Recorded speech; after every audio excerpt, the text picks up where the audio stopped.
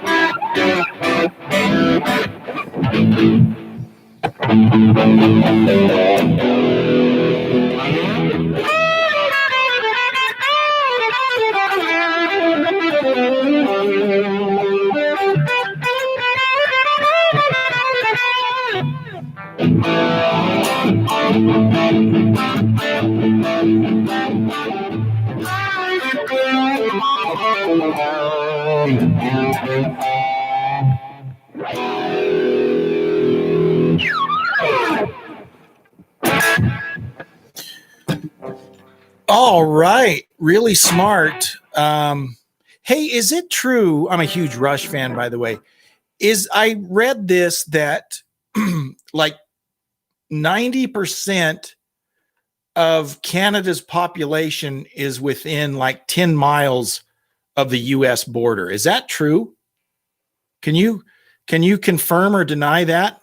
That just means there's a ton of wide open space up in Canada that I would like to visit. That would be awesome. I've been to Nelson, and I've been to Calgary. Where I've been, Cardston. I've never been over on the eastern side of the state. That's cool that you grew up that close to them. Were you a Rush fan? Roughly true. Okay. All right. Yeah, I love Rush. They are probably my favorite band, and I don't know. I everything they've done is good, but I really kind of lost it after about Power Windows. Presto was pretty good, but I really love, the Bathrobe era, right? From 2112 through Farewell to Kings, Hemispheres. Those are my three favorite albums. It's good stuff.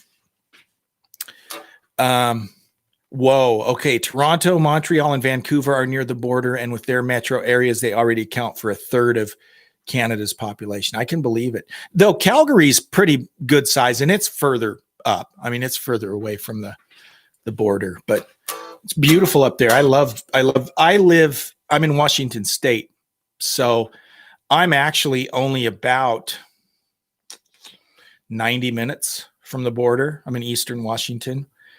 And we used to go up every couple of years. We haven't been for like 10 years. It's a little tougher now to get with kids, to go across the border and stuff. But it's beautiful, and I would highly recommend anyone go to Canada to visit. Now, I've never been to the big cities in Canada, but I hear they're very nice too. But I've skied. I've gone and skied in up around Nelson several times. So.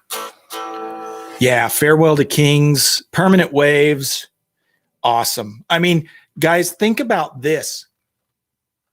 Think about the run from 2112 through Moving Pictures. What is that? 5 albums? 2112, Farewell to Kings, Hemispheres, Permanent Waves, Moving Pictures. I can't think of a band that has 5 that many solid records in a row.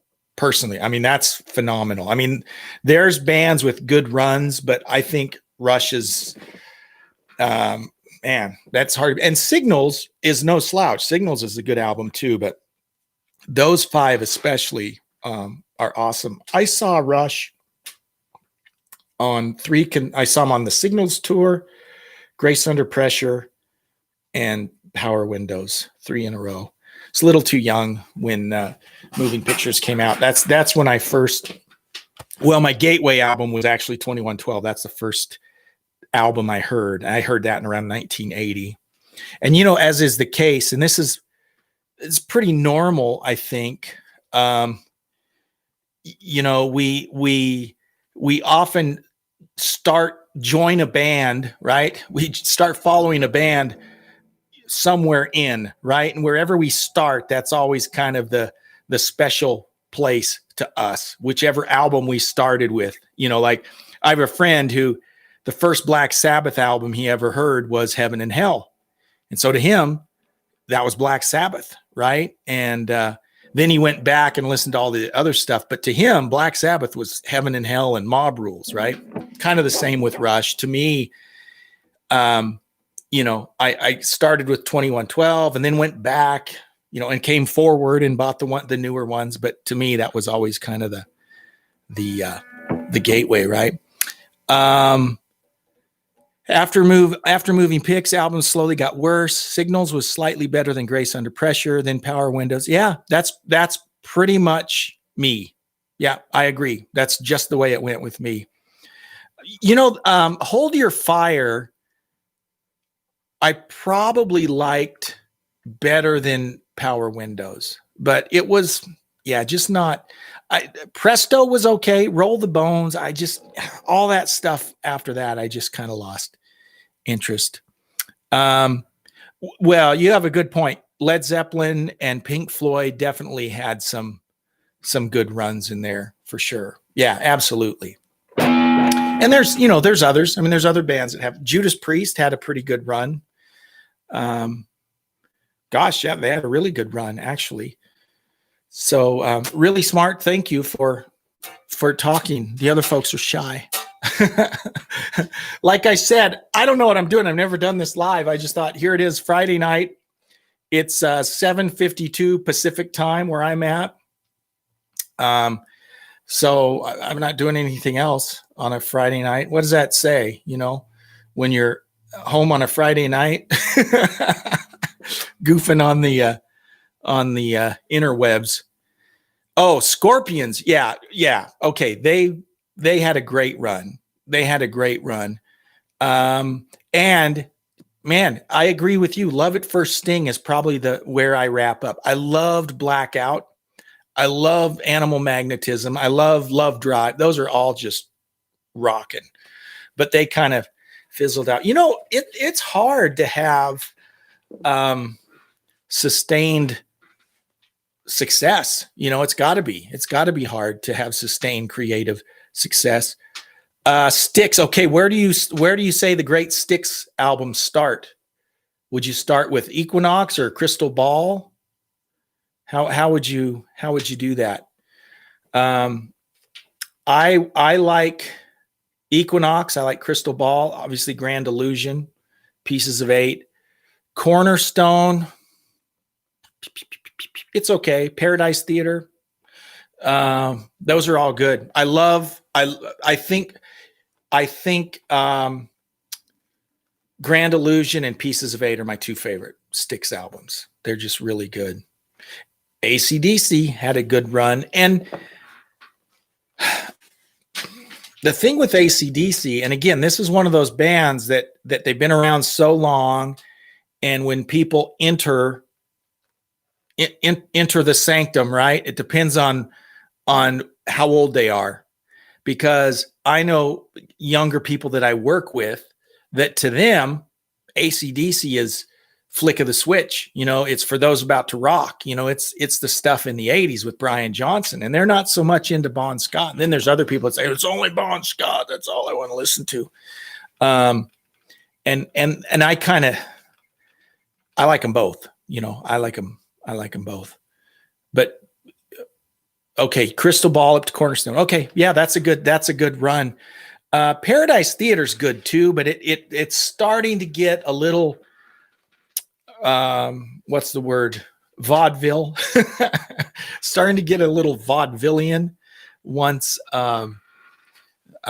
Paradise Theater came out. But there's some good stuff on that. That's a good album too. And then of course you got Kilroy, and then it was all kind of in the turlet from there, right? Bubble Bum. Hi, Brookwood Bruce. Bubble Gum. Yeah, okay. Yeah, okay. That's totally different meaning now. Yeah, I agree. That it got pretty bippity. Well, the whole debacle with Babe. Babe was basically the end of the band. I mean, that was kind of the nail in the coffin. Tommy and James were like, man, we can't do this. And they hung on for another couple more albums. You know what? And here's the thing about Dennis DeYoung. He's super talented, really talented. And as much as, I think there's this belief that, Tommy and James wanted to rock, Sorry, my camera's kind of freaking out a little bit. Tommy and James wanted to rock, and Dennis was Mr. Vaudeville and was holding them back. But you know what? Dennis was the leader of that band. Dennis called the shots, and they can complain all they want, but that Cornerstone album, Babe, huge. I think it was a #1 song. Huge song. Got a lot of new fans for them. I mean, the ballads brought a lot of new fans for Styx. So, and that was Dennis DeYoung. He's the one that had the drive. He's the one that had the vision. He's the one that really led them. And you notice once he was gone, they're still a great live band and they're still a great, nostalgia act, but it was over once Dennis left, like it or not. I made a comment to someone the other day, Styx, Mr. Roboto was the end, just like It's Raining Again was for Supertramp. Totally. That was the end for Supertramp. I saw Styx in Toronto when Gowan started singing for them. Not the same. Here's the thing. I actually saw Styx on the Kilroy Was Here. It was weird.